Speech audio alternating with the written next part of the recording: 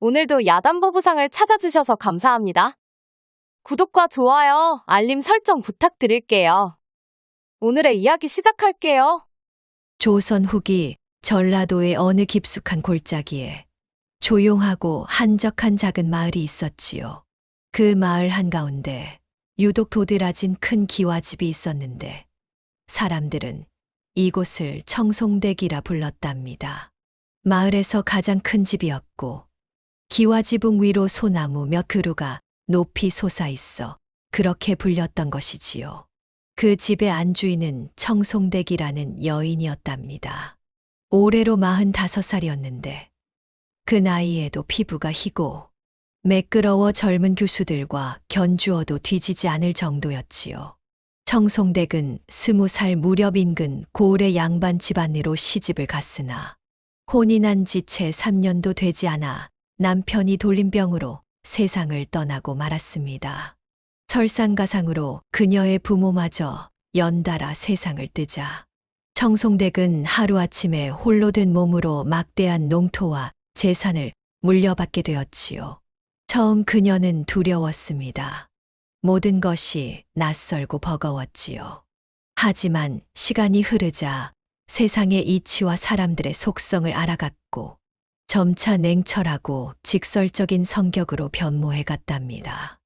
청송댁은 지주로서 마을 사람들에게 엄격했고 농사일에는 더없이 정확하고 치밀한 사람이 되었지요. 그래서 소작인들은 그녀 앞에 서기만 하면 가슴이 조여드는 듯 했답니다. 그러나 그녀가 처음부터 그렇게 차갑고 딱딱한 여인이었던 것은 아니었지요. 남편을 잃고 처음 몇 해는 방 안에서 혼자 눈물 짓기도 했고 저녁이면 빈 이불 속에 파고들어 숨죽이며 흐느꼈습니다. 홀로 된 여인의 마음이 어찌 외롭지 않을 수 있었겠습니까?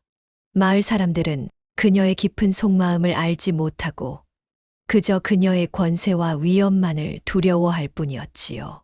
그런 청송댁의 집에서 멀지 않은 곳에 맹돌이라는 젊은 소장농이 살고 있었습니다.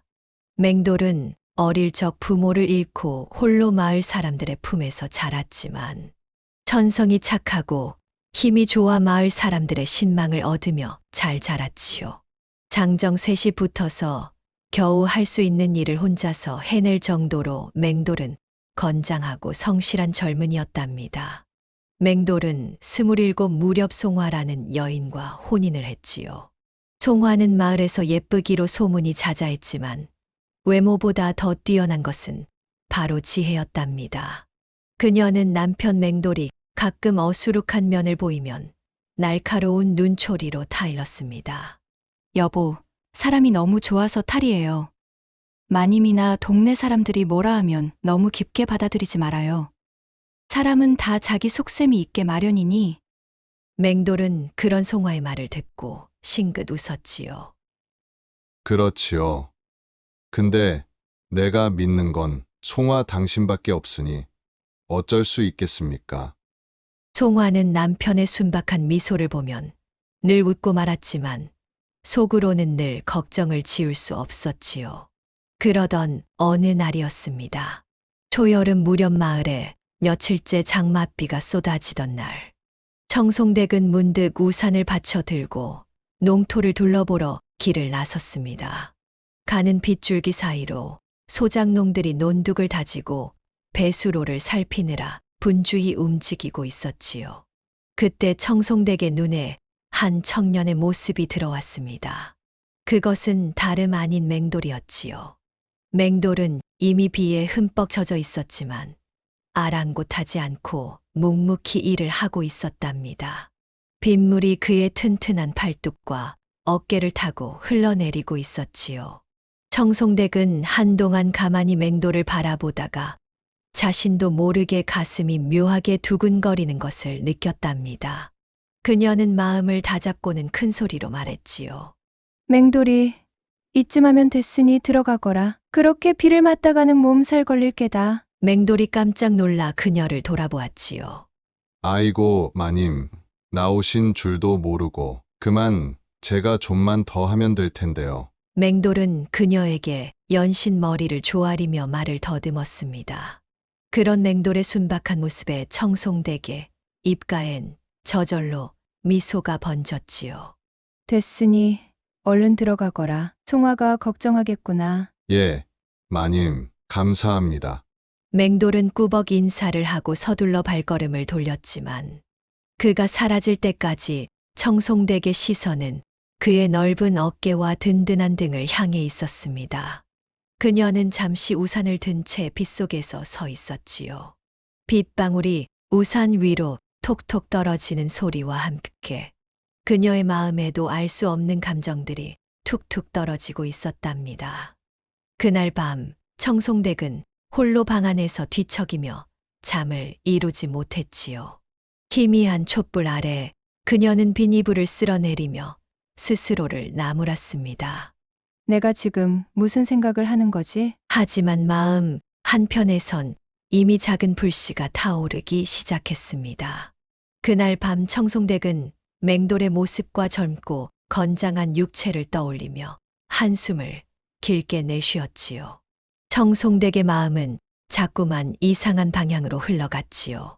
밤이면 그녀는 맹돌의 모습을 떠올리며 한숨을 길게 내쉬곤 했답니다. 아무리 마음을 다잡으려 했지만 홀로 살며 오랫동안 눌러왔던 여인의 욕망은 쉬이 사그라지지 않았습니다.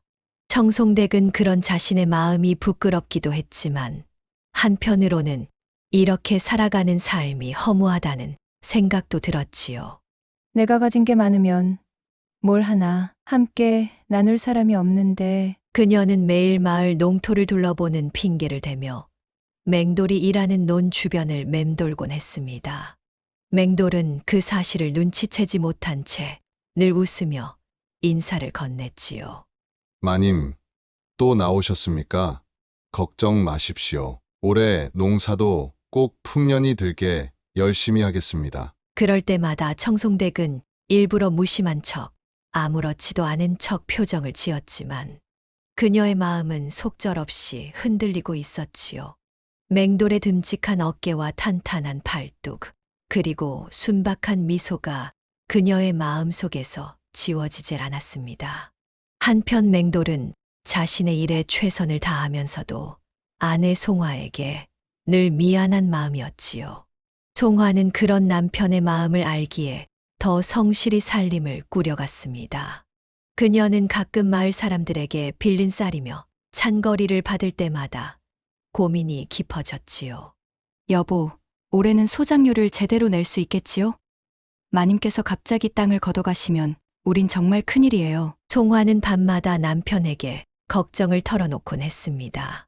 하지만 맹돌은 늘 태평스럽게 말했지요. 걱정하지 마시오. 마님이야, 원래 좀 까다로운 성격이지. 우리한테 해코지할 분은 아닐 거요. 내가 더 부지런히 일하면 되니까. 송화는 그런 맹돌의 모습이 사랑스럽기도 했지만 한편으론 답답한 마음이 들어 한숨을 내쉬곤 했답니다. 그러던 어느 날 청송댁은 마침내 더 이상 자신의 감정을 억누르기 힘들어졌지요. 그녀는 스스로에게 핑계를 대고 맹돌을 집으로 불렀습니다. 맹돌이 창고 쪽에 좀 손볼 데가 있구나. 잠깐 와서 도와다오. 맹돌은 흔쾌히 청송댁을 따라갔지요. 창고는 집 뒤쪽 으슥한 곳에 있었는데 평소엔 아무도 잘 오지 않는 외진 장소였답니다. 청송댁은 맹돌과 함께 창고로 들어섰지요. 어둑한 창고 안에 둘만 있으니 그녀의 심장이 크게 두근거렸습니다. 저기 천장 쪽에 틈이 생겼는데 비가 새는 것 같구나. 청송댁이 가리킨 곳은 상당히 높은 곳이라 쉽게 손이 닿지 않았습니다. 맹돌은 의자를 가져다 놓고 위로 올라섰지요. 맹돌의 튼튼한 다리와 탄탄한 허벅지가 바로 눈앞에서 움직이자 청송댁은 숨이 턱 막히는 듯 했습니다. 마님, 여기 말씀하신 부분은 제가 금방 고칠 수 있을 것 같습니다. 맹돌은 아무것도 모른 채 열심히 작업을 했고 청송댁은 자신도 모르게 그의 뒷모습을 오래 바라보았습니다. 그때 맹돌이 갑자기 뒤를 돌아보며 말했지요. 마님, 혹시 다른 곳 손볼 데는 없습니까? 그 순간 둘의 눈이 마주쳤습니다. 청송댁은 순간 당황한 나머지 얼른 시선을 피했지만 심장이 빨리 뛰고 있음을 느꼈지요. 그녀는 애써 차분한 척하며 말했습니다. 아니, 오늘은 되었다. 고생했네. 맹돌이. 맹돌은 밝게 웃으며 말했지요. 별것 아닌 일인데요. 또 무슨 일 있으면 언제든 부르십시오. 그날 이후 청송댁은 혼자 있을 때마다 그 순간을 떠올렸지요. 그녀는 밤마다 홀로 술잔을 기울이며 깊은 한숨을 쉬곤 했답니다. 자신의 감정이 점점 더 커져가고 있음을 느끼면서도 현실의 장벽이 너무나 뚜렷했기 때문이지요. 내가 무슨 짓을 하려고. 일어나, 이건 말도 안 되는 일이야. 하지만 그녀의 몸과 마음은 이미 그녀의 이성적 통제를 벗어나기 시작했습니다. 한편 그 즈음 마을에 새로운 인물이 나타났지요. 바로 인근 고을에서 이사 온 최대감이란 양반이었답니다. 최대감은 과거 관직에 몸담았던 인물로 청송댁을 만나자마자 관심을 보였습니다.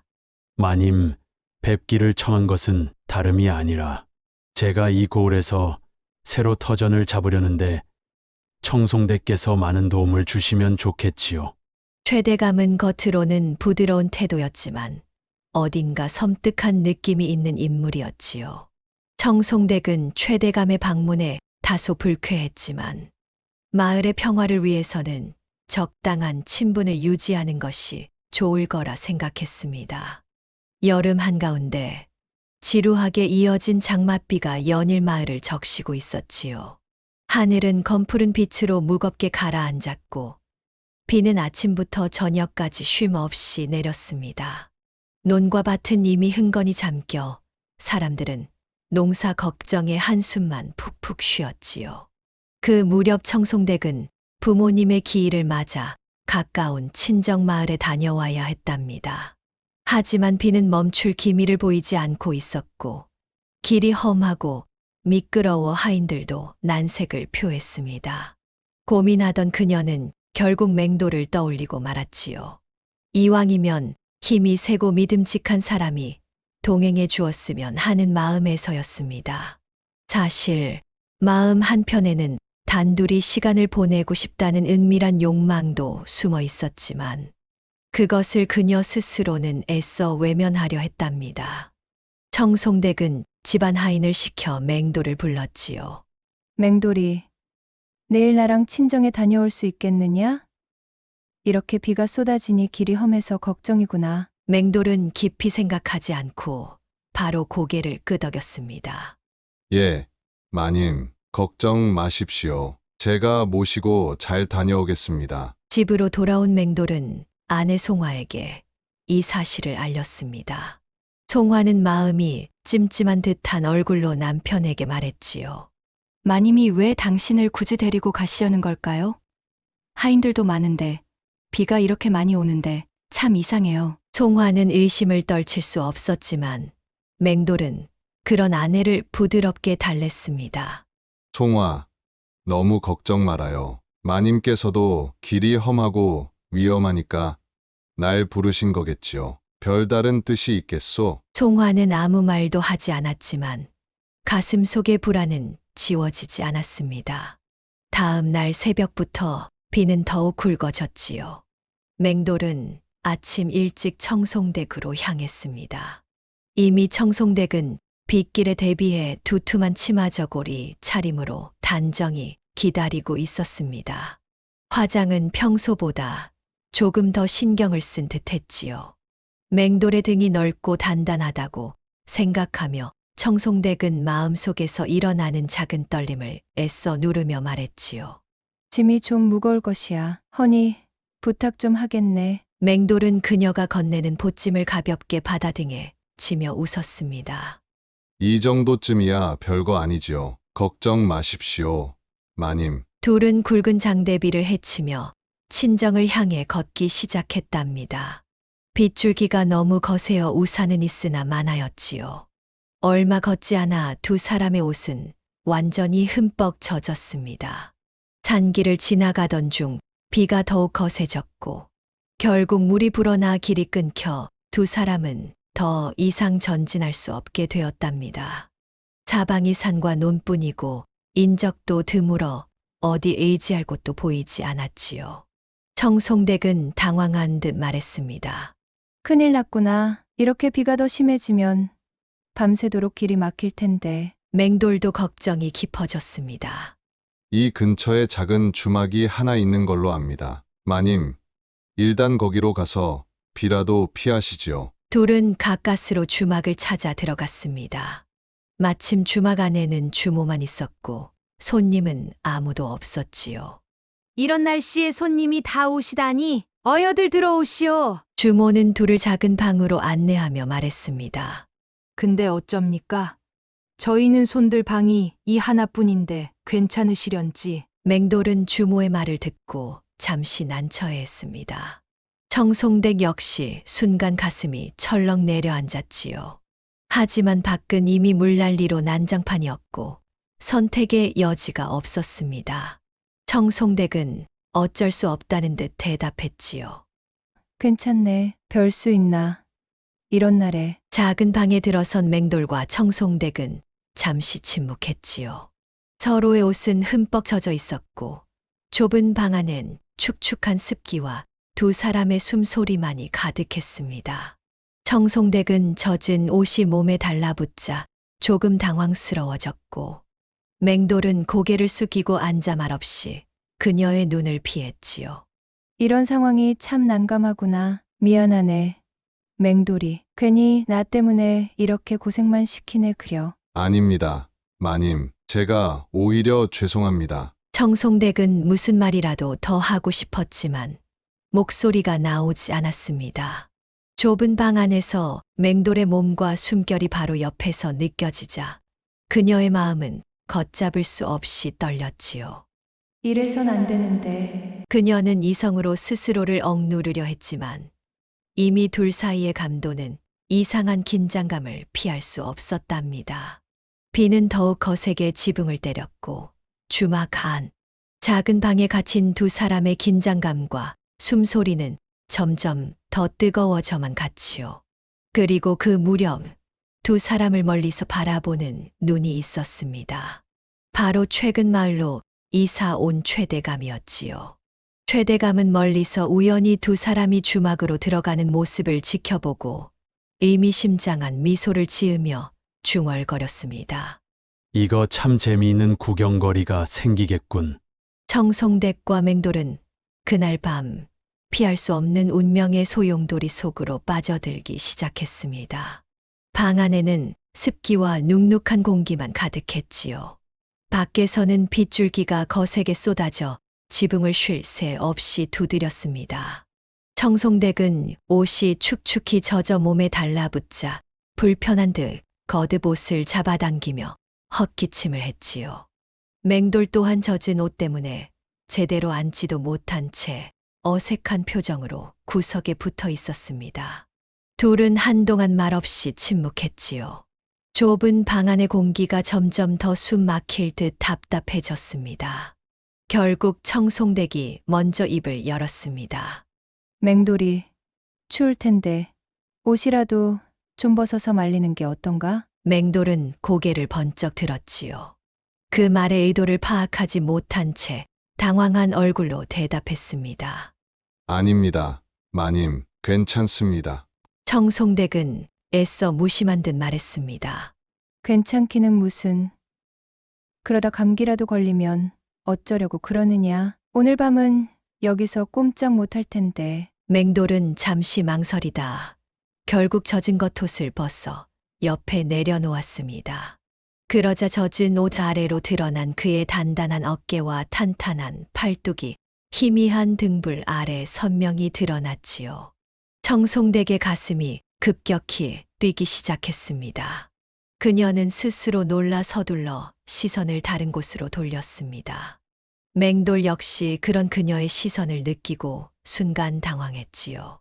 둘 사이에는 다시 어색한 침묵이 흘렀습니다. 잠시 후 청송댁은 분위기를 풀기 위해 작은 주전자와 잔을 들어 맹돌에게 권했습니다. 맹돌이, 주모가 아까 막걸리를 내줬는데 한잔 하겠나? 몸이라도 좀 데워야지. 맹돌은 거절하기도 난감해 잔을 받았습니다. 예, 마님. 둘은 침묵 속에서 조심스럽게 술잔을 주고받았습니다. 시간이 흐르고 술 기운이 오르자 둘의 얼굴은 점점 붉게 달아올랐지요. 청송댁은 가슴 속에서 끓어오르는 욕망을 더는 억누를 수 없었습니다. 결국 그녀가 먼저 맹돌을 바라보며 말했지요. 맹돌이, 나 사실 오랫동안 혼자 살면서 너무 외로웠네. 맹돌은 깜짝 놀라 눈을 들었습니다. 마님, 무슨 말씀이신지. 청송댁은 한숨을 쉬며 더 직설적으로 말했습니다.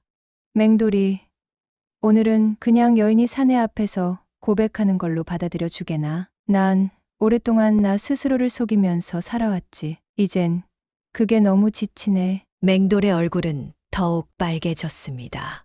그의 목소리도 떨리기 시작했지요. 마님, 그런 말씀 하시면 저는 어찌해야 할지 모르겠습니다. 총화도 있고 저는 그저 소장농일 뿐인데. 청송댁은 그 말을 듣고도 물러서지 않았지요. 오히려 더 간절히 말했습니다. 그래, 나도 이러면 안 되는 걸 알아. 그렇지만 오늘만큼은 나도 그냥 내 마음 가는 대로 하고 싶네. 청송댁은 말이 끝나기가 무섭게 자리에서 일어나 맹돌의 곁으로 다가가 그의 손을 붙잡았지요. 그녀의 손끝이 미세하게 떨렸습니다. 맹돌은 순간적으로 놀라 손을 뿌리치려 했지만 이미 마음속에서 일렁이던 갈등과 욕망이 그를 붙들고 있었습니다. 젖은 옷 아래 드러난 그녀의 하얀 피부와 붉어진 얼굴, 떨리는 숨결을 느끼자 그의 이성은 조금씩 무너지기 시작했지요. 마님, 이러시면 안 됩니다. 맹돌이 힘겹게 말을 내뱉었지만 그것은 오히려 그녀의 마음에 더욱 불을 붙였습니다.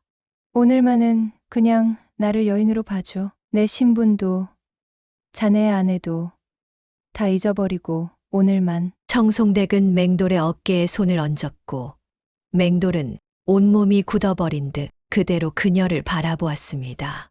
등잔불 그림자 아래 둘의 얼굴이 가까워졌고 마침내 그녀는 맹돌의 가슴에 얼굴을 묻으며 속삭였지요.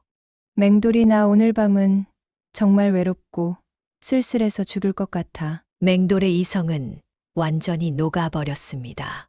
둘의 입술이 떨리는 듯이 겹쳤고 작은 주막 방 안에선 두 사람의 숨소리만이 무겁게 이어졌습니다.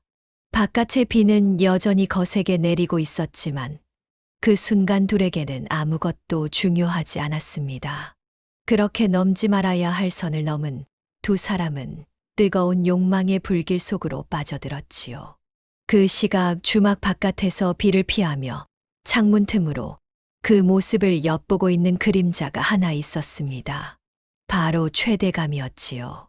그는 빗속에서도 입술을 비틀며 싸늘한 웃음을 지었습니다. 청송댁, 이거 참 뜻밖의 약점을 잡게 되는군. 재미있게 되겠어. 최대감은 만족스러운 듯 비웃으며 빗속으로 사라졌습니다. 주막에서의 하룻밤은 너무나 뜨거웠지만 다음 날 아침 찾아온 현실은 더없이 차가웠지요.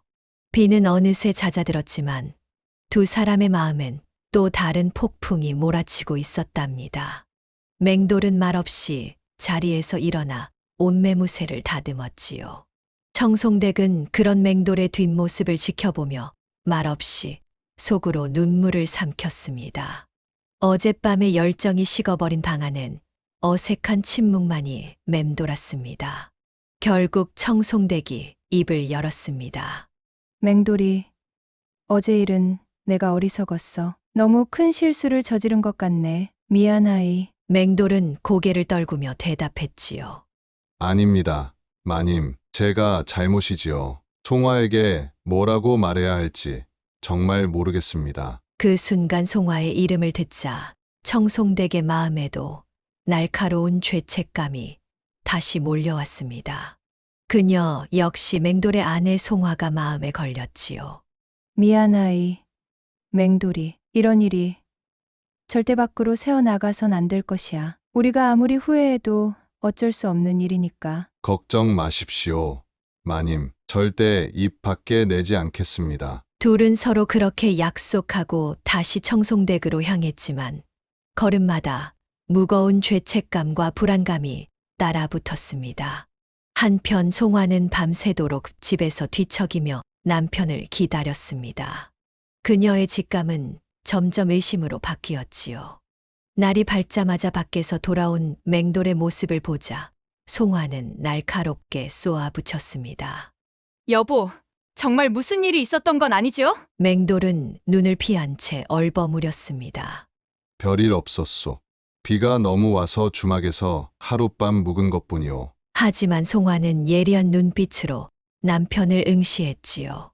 그녀는 이미 남편의 표정과 행동에서 뭔가 잘못되었음을 직감했습니다. 며칠이 지나고 마을엔 묘한 소문이 돌기 시작했지요. 청송댁과 맹돌이 폭우가 오던 날 밤 주막에 단둘이 있었다는 이야기가 빠르게 퍼졌습니다. 소문의 진원지는 다름 아닌 최대감이었지요.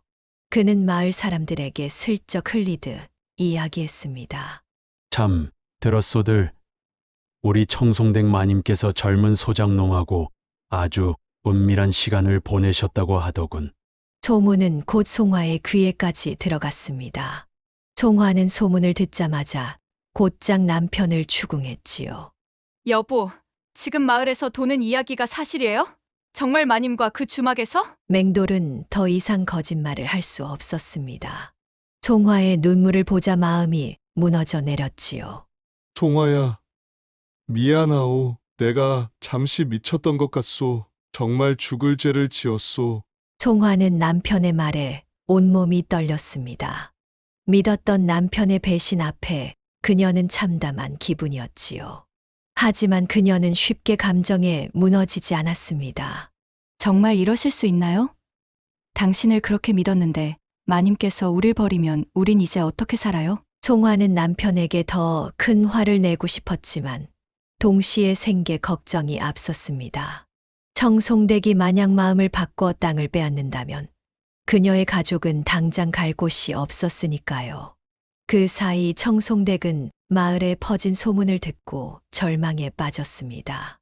최대감의 협박도 바로 이어졌지요. 마님, 아무리 그렇다고 하더라도 소장농과의 은밀한 정사라 만약 이 사실이 조정까지 알려진다면 어찌 되겠습니까? 최대감은 비웃듯이 말을 이었습니다. 뭐 조용히 넘어가고 싶으시면 제 제안을 받아들이시는 게 좋겠지요. 우리가 부부가 되면 모든 게 조용히 해결될 겁니다. 청송댁은 등골이 서늘해졌습니다. 최대감의 협박과 마을 사람들의 시선, 그리고 맹돌 부부에게 미친 피해까지 그녀를 압박했지요. 혼자 방에 앉은 청송댁은 깊은 후회와 고통에 휩싸여 있었습니다.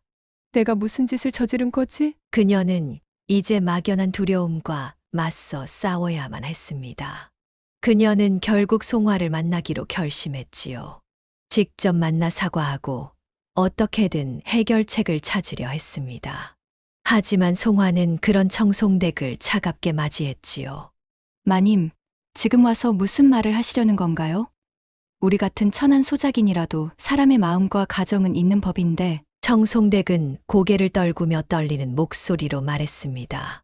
송화야, 내 정말 할 말이 없어. 다 내 잘못이니 그저 용서만 구하고 싶구나. 최대감이 이 일로 날 협박하고 있으니 어쩌면 우리 모두 위험해질지도 몰라. 송화는 직감을 발휘하여 말했지요. 그래서 저보고 어쩌라는 겁니까? 마님과 남편이 저지른 잘못을 제가 덮어줘야 한다는 건가요? 청송댁은 조심스럽게 말했습니다. 아니, 그저 최대감을 막을 방법을 함께 찾아봤으면 하는구나. 그자는 이 일로 모두를 불행하게 만들려 하고 있어. 송화는 침묵 속에서 고민했습니다. 그녀 역시 최대감의 존재가 위협적임을 잘 알고 있었기 때문이지요. 결국 송화는 냉정히 입을 열었습니다. 마님, 이제부터 마님과 전 원하지 않더라도 함께 움직여야 할 것 같네요. 지금 우리가 싸워야 할 상대는 그 최대감이라는 인물이니까요. 청송댁은 송화의 단호한 눈빛을 마주보고 깊이 고개를 끄덕였습니다. 두 사람 사이엔 미움과 죄책감이 여전히 남아 있었지만 최대감이라는 공동의 적 앞에서 동맹을 맺기로 했습니다. 송화와 청송댁 사이의 미묘하고 불편한 동맹은 위기를 피하기 위한 것이었지요. 둘의 만남 이후 송화는 마음 한구석이 계속해서 괴롭고 분했습니다. 남편 맹돌에 대한 배신감은 시간이 지나도 쉽게 사라지지 않았지요. 그러나 그녀는 일단은 문제부터 해결해야만 했습니다. 한편 최대감은 청송댁을 압박하기 시작했지요. 그는 청송댁의 집으로 찾아와 음흉한 웃음을 흘리며 속삭였습니다. 마님, 이미 온 마을에 소문이 다 퍼졌으니 이제 선택지가 없지 않겠소?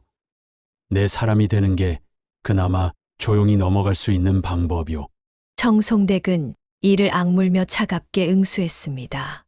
이런 비열한 짓을 하고도 무사할 것 같아요? 최대감은 비웃듯 말했지요. 허허, 무사할지 아닐지는 시간이 지나보면 알겠지요. 마님께서 계속 고집을 부린다면 조정에까지 마님과 그 소장농의 추문을 퍼뜨리겠습니다. 최대감의 협박에 청송댁은 심장이 내려앉는 듯 했습니다. 지금껏 쌓아온 모든 것이 한순간에 무너질 수도 있다는 두려움이 그녀를 압박했지요. 한편 맹돌은 아내 송화와 관계가 완전히 틀어진 후 괴로워하며 날마다 술로 지냈습니다. 스스로의 죄책감을 견딜 수 없어 집을 비우고 주막에서 시간을 보냈지요. 그 모습을 본 송화는 더없이 마음이 아팠지만 쉽게 그를 용서할 수도 없었습니다. 어느 날 송화는 마을을 지나던 중 최대감을 우연히 보게 되었습니다. 최대감은 송화를 보자 의미심장한 미소를 지으며 다가왔지요. 아, 송화가 아닌가? 남편이 다른 여인과 정을 나누고 다니니 속이 많이 쓰릴 테지. 송화는 분노에 치를 떨었지만 침착히 대응했습니다. 대감님 같은 분이 어찌 이런 일에까지 관심이 많으신지 모르겠습니다만 저는 대감님의 관심 같은 건 필요 없습니다. 최대감은 웃으며 그녀를 바라보다가 차갑게 내뱉었습니다. 송화야, 잘 생각해 보거라. 지금 상황에선 내 남편도 청송댁 마님도 끝난 목숨이나 다름없다. 너라도 정신 차리고 내게 붙으면 그나마 너는 편히 살 수 있을 게 아니냐? 송화는 그 말에 분노를 참지 못하고 결국 소리를 높였습니다. 차라리 굶어 죽으면 죽었지. 대감님 같은 사람 밑에서 살 바에야 차라리 목숨을 끊겠습니다. 송화는 그렇게 소리치고는 최대감을 뒤로하고 집으로 돌아왔습니다. 송화는 이제 자신의 가족이 완전히 벼랑 끝에 몰렸다는 직감했지요. 최대감이 어떤 사람인지 잘 알고 있었기 때문입니다. 그는 원하는 것을 손에 넣기 위해서라면 어떤 비열한 짓도 서슴지 않는 사람이었으니까요. 송화는 결국 고민 끝에 청송댁을 다시 찾았습니다. 그녀의 얼굴에는 냉정함과 결연함이 담겨 있었지요. 마님, 최대감이 곧 행동을 취할 것 같습니다. 빨리 손을 써야 해요. 청송댁도 같은 생각이었습니다. 그녀는 송화의 손을 꼭 잡고는 절박하게 말했습니다. 지금은 내 잘못을 용서해 달라고 말하지 않을 것이다. 허나 이 위기만은 같이 이겨냈으면 한다. 그리만 한다면 난 무엇이든 할 것이야. 송화는 그녀의 눈을 바라보며 씁쓸히 고개를 끄덕였습니다. 마님과 제가 손을 잡았으니 이제 최대감이 원하는 대로는 절대 흘러가지 않게 할 거예요. 두 여인은 곧바로 계획을 세웠습니다. 송화는 최대감이 과거에 다른 마을에서 부녀자를 겁탈한 적이 있고 관직에 있을 때 비리를 저질러 쫓겨났다는 이야기를 이미 소문으로 들은 바 있었지요. 이 사실을 조정과 마을에 공개하여 최대감을 무력화하는 것이 그녀들의 계획이었습니다. 두 사람은 은밀히 최대감의 과거를 알고 있는 인물들을 찾아 나서기 시작했지요. 그 과정에서 서로에 대한 증오와 죄책감 대신 동지애가 서서히 피어나기 시작했습니다. 한편 맹돌은 이 모든 상황 속에서도 자신이 아무것도 하지 못하고 있다는 무력감에 사로잡혀 있었습니다. 그는 어느 날 아내 송화를 찾아가 눈물을 흘리며 용서를 구했지요. 송화야, 정말 미안하오. 내가 잘못했소. 죽을 죄를 지었으니 날 버려도 아무 할 말이 없소. 송화는 그런 남편을 차갑게 바라보다 한마디를 건넸습니다. 지금은 당신이 날 붙잡고 울 때가 아니에요. 우리가 이 위기를 해결하지 못하면 우린 모두 끝장이라는 걸 당신도 알아야 해요. 진정 용서를 받고 싶다면 최대감을 막는 일에 앞장서서 나를 도와요. 맹돌은 아내의 냉정한 태도에 충격을 받았지만 곧 정신을 차렸습니다. 송화의 말대로 지금은 문제부터 해결하는 게 우선이었지요. 그는 아내와 청송댁이 마련한 계획을 적극 돕기로 결심했습니다. 세 사람은 곧바로 행동에 들어갔습니다. 송화와 맹돌은 이웃 마을의 지인들을 찾아가 최대감이 저지른 추악한 과거 행적을 꼼꼼히 조사했습니다. 청송댁은 자신이 가진 인맥을 동원하여 관청과 연결될 수 있는 사람들을 알아보기 시작했지요. 그러던 어느 날 밤, 맹돌은 최대감 집 근처에서 은밀히 거래를 나누는 최대감과 낯선 인물을 목격하게 되었습니다. 가까이 다가가 귀를 기울이니 둘의 대화는 충격적이었습니다. 청송댁 그 여인과 그 소장놈을 묻어버릴 방법을 찾고 있네. 둘 다 죽이면 더할 나위 없이 깔끔하겠지. 돈은 원하는 만큼 줄 테니 철저히 처리하게. 최대감의 섬뜩한 목소리에 맹돌은 온몸에 소름이 돋았지요. 그는 급히 몸을 숨기고 숨을 죽였습니다. 그날 밤 맹돌은 서둘러 집으로 돌아와 청송댁과 송화를 찾아갔습니다. 둘은 그의 긴박한 표정을 보고 뭔가 심상치 않은 일이 벌어졌음을 직감했지요. 지금 큰일 났습니다. 최대감이 사람을 시켜 우리를 해치려고 합니다. 방금 그가 사람과 이야기 나누는 걸 제 귀로 똑똑히 들었습니다. 송화와 청송댁은 충격을 받았습니다. 이제 목숨까지 위협하는 상황으로 번지고 있었던 것이지요. 청송댁은 굳은 표정으로 말했습니다. 이젠 물러설 곳이 없네. 더 늦기 전에 이 모든 사실을 관하에 고발하고 마을 사람들에게 공개해야 할 것이야. 송화 역시 흔들림 없는 목소리로 대답했지요. 맞아요, 마님. 이제 망설일 시간이 없습니다. 최대감을 이대로 두면 우리 모두 목숨이 위태로워질 겁니다. 세 사람은 그날 밤 관아에 제출할 최대감의 죄목과 증거를 정리했습니다. 송화가 확보한 최대감의 과거 비리와 부녀자를 상대로 한 악행들, 그리고 맹돌이 직접 들은 최대감의 협박과 살인 계획까지 모든 증언을 담아 증거로 정리했지요. 송화는 집으로 돌아와 잠든 남편의 얼굴을 바라보았습니다. 송화는 남편의 손을 살며시 잡으며 조용히 중얼거렸지요. 여보, 이번 한 번만큼은 용서할게요. 다음 날 아침 세 사람은 관아로 향했습니다. 그들의 손에는 최대감의 추악한 악행과 그간의 모든 증거가 꼼꼼히 기록된 고발장이 쥐어져 있었지요. 관아 안은 긴장감으로 가득했지요. 세 사람은 결연한 표정으로 고발장을 제출했습니다. 맹돌이 앞장서 목소리를 높였지요. 사또 나으리, 최대감은 겉으론 인자한 척하지만 뒤로는 마을 사람들을 협박하고 온갖 악행을 저지르는 인물입니다. 부디 철저히 조사해 주십시오. 사또는 고발장을 꼼꼼히 읽은 뒤 심각한 표정으로 입을 열었습니다. 최대감은 이 고래 온 지 얼마 안 됐으나 명망 있는 인물이라 들었거늘 이런 추악한 일을 저질렀단 말인가? 확실한 증거가 있는 것이야. 그때 청송댁이 한 발 나서며 말했습니다. 예. 사또, 이웃고을에서 최대감에게 피해를 본 여인들과 과거, 비리를 직접 목격한 자들의 증언을 담아왔습니다. 그리고 최대감이 최근 저희를 해치려 음모를 꾸민 사실도 있습니다. 맹돌이 직접 들었으니 명확한 증인이기도 하지요. 송화 역시 당당히 덧붙였습니다. 부디 철저한 조사를 통해 최대감의 악행을 낱낱이 밝혀 주십시오. 그자의 악랄한 협박과 위협 때문에 두려움에 떨고 있습니다. 세 사람의 증언과 고발을 듣자 사또도 마침내 움직이기 시작했지요.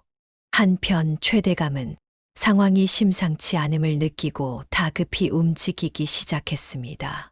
그는과 나와 연줄이 닿아 있는 몇몇 관리들에게 몰래 뇌물을 주며 자신의 죄를 덮으려 했지요. 그러나 이미 소문은 빠르게 퍼지고 있었습니다. 며칠 후 최대감은 사또의 호출을 받았습니다. 그는 겉으로는 태연한 척했지만 속으로는 초조함에 불안해했지요.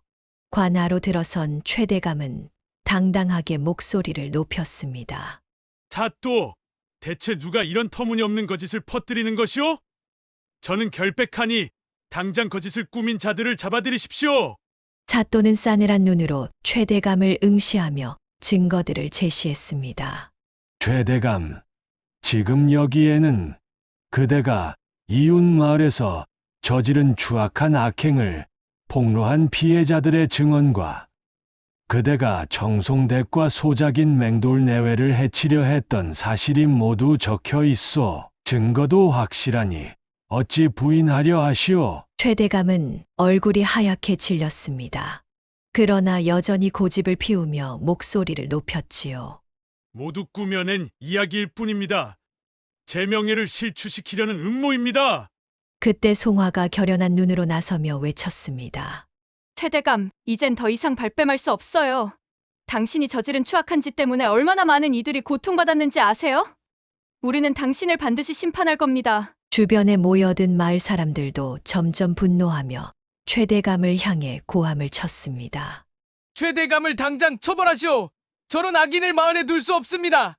관아 안이 소란스러워지자 사또는 단호하게 판결을 내렸습니다.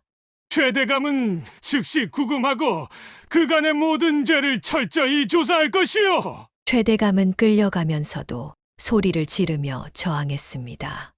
이것들이 감히 날 모함하다니 반드시 후회하게 될 것이다.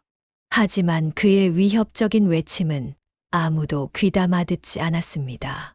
사람들은 최대감이 구속되는 모습을 보며 안도의 숨을 쉬었지요. 모든 사건이 마무리되고 마을이 평온을 되찾자 청송댁은 깊은 고민에 빠졌지요. 그녀는 마침내 결정을 내렸습니다. 모든 가산을 정리하고 마을을 떠나기로 마음먹었답니다. 떠나기 전날 저녁 청송댁은 맹돌과 송화 부부를 집으로 초대했습니다. 단정하게 차려진 밥상을 앞에 두고도 세 사람의 얼굴엔 침묵만 흘렀지요. 결국 청송댁이 먼저 입을 열었습니다. 송아야, 난 이제 이 마을을 떠나려고 한다. 나로 인해 두 사람에게 준 상처는 아무리 생각해도 지울 수 없는 잘못이지. 내 떠나는 걸로 두 사람이 받은 고통을 다 갚을 순 없겠지만 이젠 떠나는 게 맞다고 생각이 드는구나. 송화는 차분히 그녀를 바라보며 조용히 말을 이었습니다. 마님께서 떠나신다면 어디로 가실 생각이신가요? 청송댁은 먼 곳을 바라보며 담담히 말했지요. 아직 정한 곳은 없네. 그저 내가 살아온 이 마을을 떠나 아무도 날 모르는 곳에서 조용히 지내고 싶구나. 맹돌은 여전히 고개를 숙인 채 조용히 입을 열었습니다.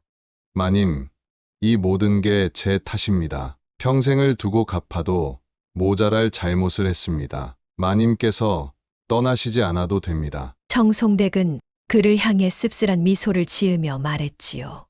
맹돌이, 자네 잘못이 아니네. 내가 더 큰 죄를 지었고 두 사람에게 준 상처는 그 무엇으로도 메워지지 않아. 내가 떠나야 모두가 평온할 수 있을 게야. 송화는 말없이 그녀를 바라보다가 조용히 말을 꺼냈습니다.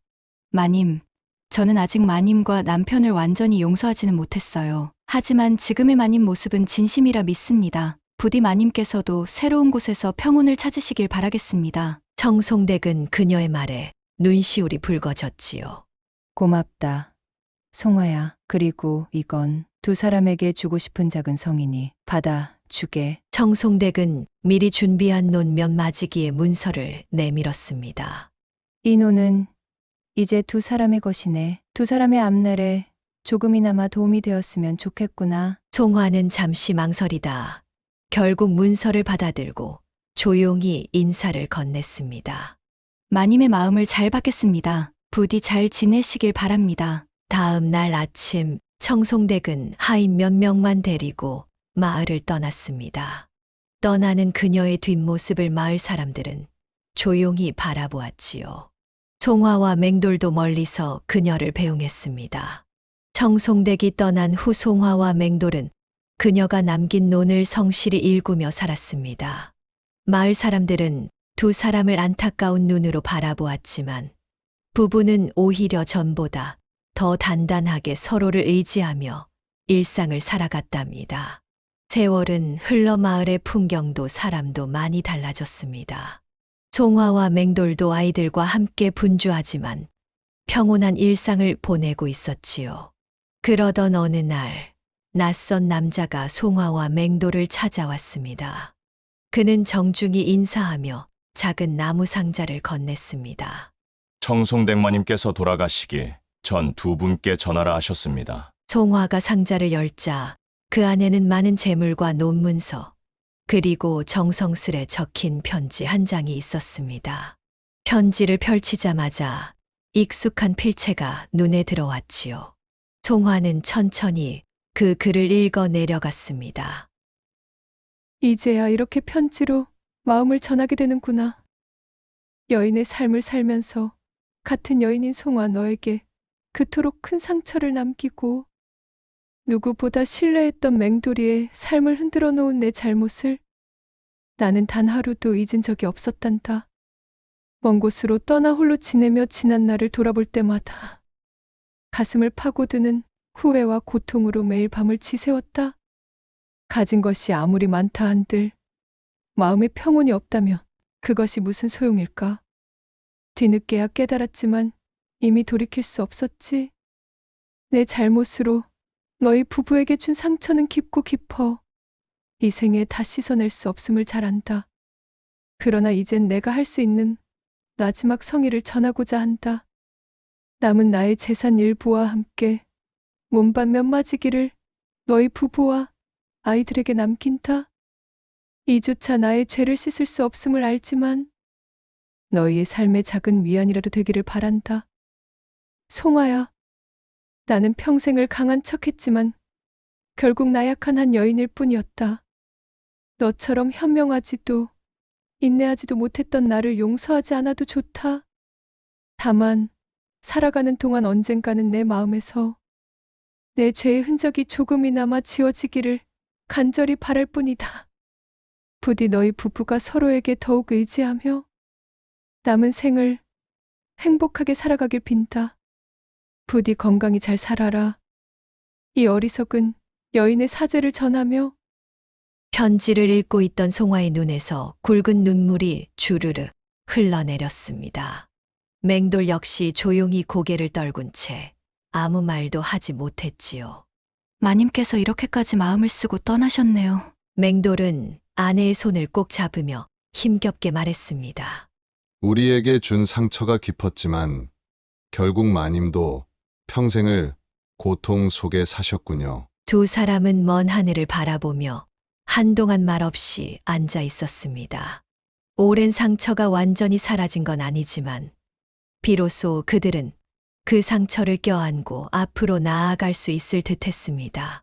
그 후로 오랜 세월이 흐르는 동안 마을 사람들은 종종 이 이야기를 떠올리며 삶의 교훈을 얻곤 했습니다. 누구나 살아가며 크고 작은 잘못을 저지르지만 결국 진심 어린 용서와 화해만이 사람의 마음을 어루만질 수 있다는 걸 깨달았답니다. 그렇게 세 사람의 이야기는 오랜 여운을 남기며 마을 사람들의 기억 속에 깊이 자리 잡았습니다. 시청자 여러분의 소중한 시간 내어주셔서 감사합니다. 이 영상으로 인해 소중한 인연을 맺은 모든 분에게 행복한 나날과 사랑이 넘치는 삶이 되기를 진심으로 기원합니다. 앞으로 인연을 이어갈 수 있게 노력하는 야담 보부상이 되겠습니다. 여러분의 구독은 사랑입니다. 감사합니다.